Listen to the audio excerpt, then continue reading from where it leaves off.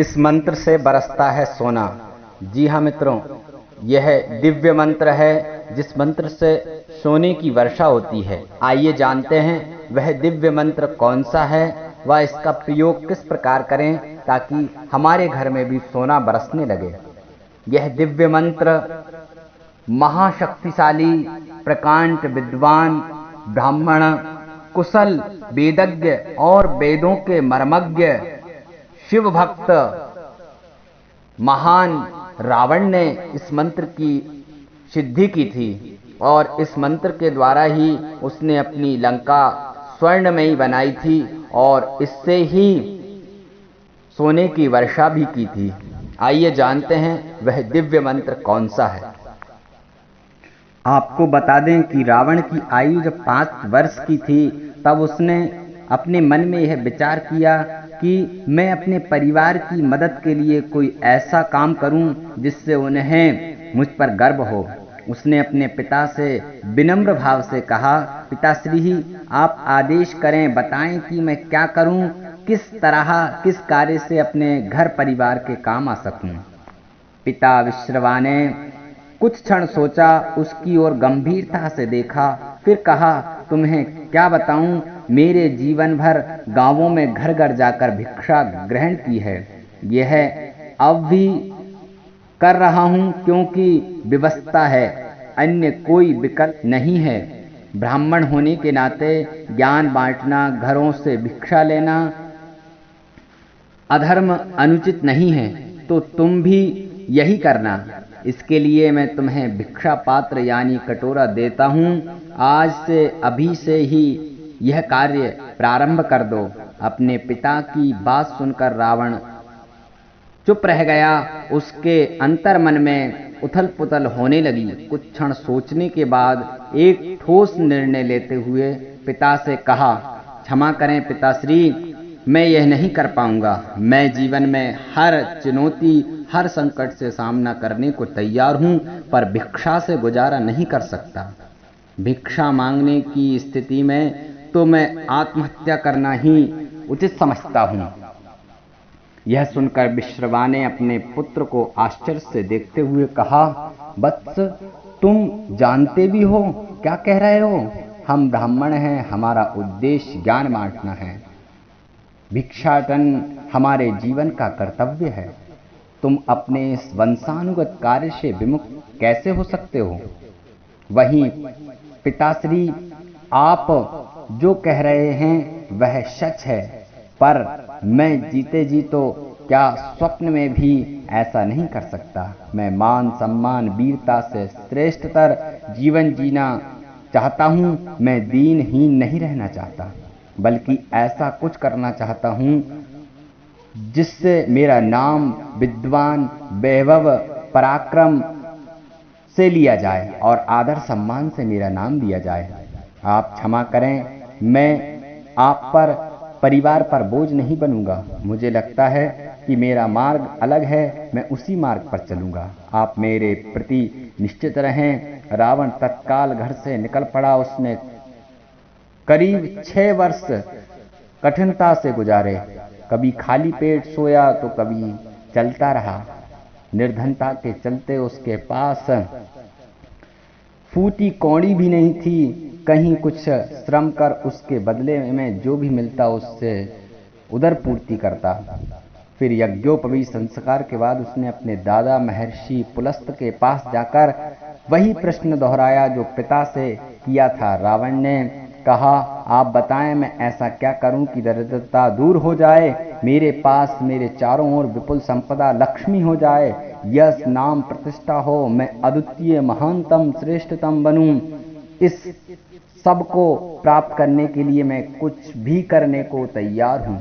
आप आदेश करें तो जलते अंगारों पर या अग्नि में चलने को कहें तो इसके लिए भी तैयार हूं। पुलस्त ने अपने पोते रावण को विस्मित दृष्टि से देखा। उन्हें लगा कि उसमें ऐसा कुछ है जो ऊंचाई की ओर ले जा सकता है। उन्होंने स्नेह से दायां हाथ रावण के सिर पर फेरते हुए कहा, मैं तुम्हारे इस निर्णय, ऐसे साहस की प्रशंसा करता हूं। मैं अंतर्दृष्टि से तुम्हारा भविष्य भी देख रहा हूं, पर जैसा तुम चाहते हो उसे पाने के लिए तुम्हें गुरु के पास जाना होगा, उनकी सेवा करनी होगी। वह प्रसन्न होकर ही तुम्हारी वांछित मनोकामना पूरी कर सकेंगे। हाँ, मेरा आशीर्वाद तुम्हारे साथ है। रावण को दादा पुलस्त से मिलकर निराशा हुई। वह जानता था कि हर चीज यूं ही उपलब्ध नहीं होती है। न जाने कितना समय लगे, किन किन संकटों से जूझना पड़े। उसने पुलस्त के चरण स्पर्श कर जाने की आज्ञा ली। उसे ना तो भूख प्यास की चिंता थी, न पथरीले कांटों भरे रास्ते तथा निर्जन वनों में चलते हिंसक वन्य जीवों से भय था। अंततः वह गुरुदेव के पास पहुंच गया। प्रणाम स्तवन के बाद जब रावण उनके सामने बैठा तो गुरुदेव ने पूछा, कहो वत्स, मेरे पास कैसे आना हुआ? बाल सुलभ आयु में इस तरह वनों में विचरने, मुझ तक पहुंचने का क्या प्रयोजन है? रावण ने कहा, मैं अपने जीवन में विलक्षण अद्भुत कार्य करना चाहता हूँ। मैं निर्बल असाह भिक्षावृत्ति की स्थिति में जीना नहीं चाहता। आप मुझे ऐसा ज्ञान दें, ऐसी शक्ति पाने का साधन बताएं जो आज तक किसी को नहीं प्राप्त हुई हो, जिससे पृथ्वी आकाश पाताल में सभी जाने कि रावण नामक कोई प्राणी था जो बहुत ही विद्वान और साहसी था। गुरु इतना सुनकर गंभीरता से रावण की ओर देखने लगे। वे जान गए कि यह किशोर असाधारण है, इसमें साहस है, संकल्पित इच्छित कार्य करने की दृढ़ इच्छा शक्ति है। कुछ देर सोचने के बाद उन्होंने कहा, हाँ, ऐसी शक्ति से एक मंत्र है और उन्हें भगवान शिव से प्राप्त हुआ है। यह अत्यंत गोपनीय है, अन्य को नहीं दिया जा सकता। इसे प्राप्त करने के लिए बाद देवी देव किन्नर यक्ष ग्रह नक्षत्र सभी शक्तियां अधीन हो जाती हैं। वह अपराजय सर्वशक्तिमान बन जाता है। रावण ने उत्सुकतावश कहा, क्यों नहीं दिया जा सकता? मुझसे कोई कमी है, योग्यता नहीं है या मुझ में? आप जो चाहें, जैसा चाहें, कठिन से कठिन परीक्षा ले लीजिए, मैं तैयार हूं। जब रावण ने उनसे अधिक अनुनय विनय की तो वह मान गए। बोले, ठीक है, तुम्हें कठिन श्रम के साथ मेरी सेवा शुश्रूषा करनी होगी। कसौटियों तो में खरा साबित होना होगा, इसमें लंबा समय भी लग सकता है, इसलिए धैर्य भी रखना होगा। उत्तर में रावण ने तत्क्षण कहा, मुझे स्वीकार है। मैं 5, 10 तो क्या सहस्त्र वर्षों तक धैर्य रखकर प्रतीक्षा कर सकता हूँ। हर कठिन कसौटी का सामना कर सकता हूँ, उसमें खरा तथा अनुकूल उतरने के लिए तैयार हूँ। हर परीक्षा में आपको निराश नहीं करूंगा। रावण की परीक्षा प्रारंभ हो गई। उसके चेहरे में ना तो हताशा उभरी न थकान। कठोर परीक्षाओं में उसने स्वयं को शांत दृढ़ बनाए रखा। करीब 6 माह गुजर गए। अंततः गुरुदेव ने कहा कि वह किन्हीं भी स्थितियों में भगवान शिव द्वारा प्राप्त अभूतपूर्व शक्ति मंत्र उसे नहीं बता सकते, लेकिन भगवान शिव को प्रसन्न करने का मंत्र तथा उसकी उपासना जरूर बता सकते हैं। जब गुरु ने रावण को वह मंत्र तथा उपासना बता दी तो उसने बगैर एक पल गवाए उपासना प्रारंभ कर दी।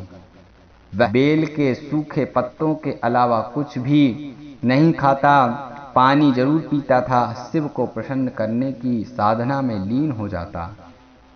सर्दी में भी, ठिठुरती सर्दी में भी, ओलावृष्टि, तेज बारिश, तूफान आदि से वह पल भर भी विचलित नहीं होता। अपनी साधना में क्षण भर के लिए भी त्रुटि नहीं होने दी। महीने गुजरे, वर्ष गुजरे, आखिरकार भगवान शिव साक्षात प्रकट हो गए। पूछा, क्या चाहते हो? मेरी इतनी कठोर साधना क्यों कर रहे हो?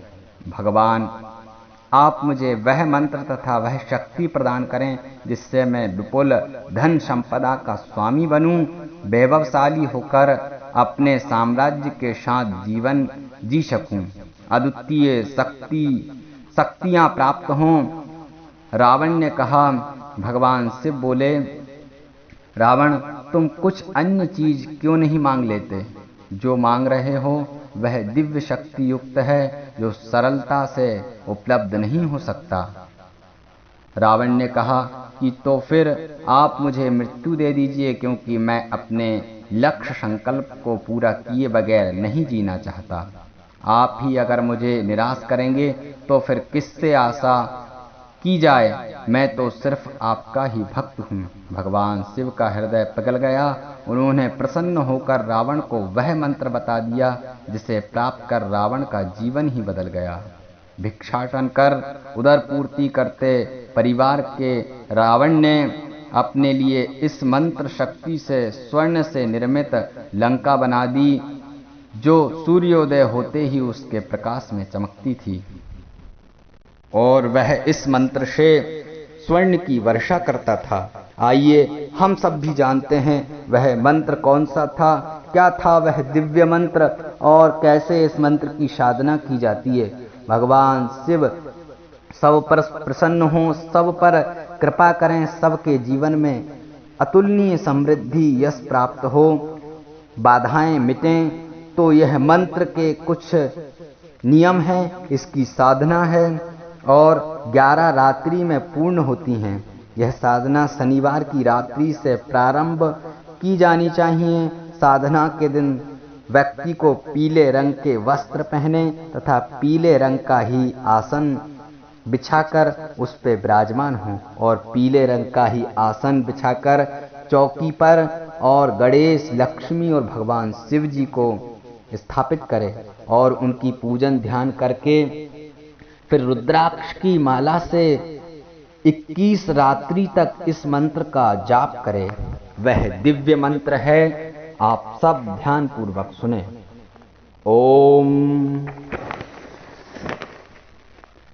श्रीं ह्रीं ह्रीं कनकतांत्रोक्त सिद्धि कनकधारा ह्रीं ह्रीं श्रीं